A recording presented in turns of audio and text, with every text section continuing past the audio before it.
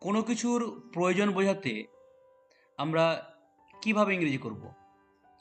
এর স্ট্রাকচার হচ্ছে subject plus need বা নিডস প্লাস টু প্লাস ভার্বের first form.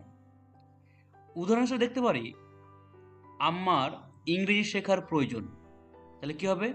I need to I need to learn English. আবার সেকেন্ডটা, আমার একটি বই কেনা প্রয়োজন। তাহলে কি হবে? একই স্ট্রাকচার, একই গঠন।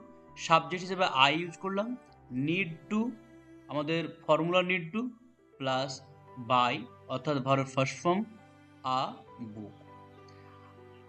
৩ নাম্বারটা, আমার তাকে সাহায্য করা প্রয়োজন। তাহলে কি হবে?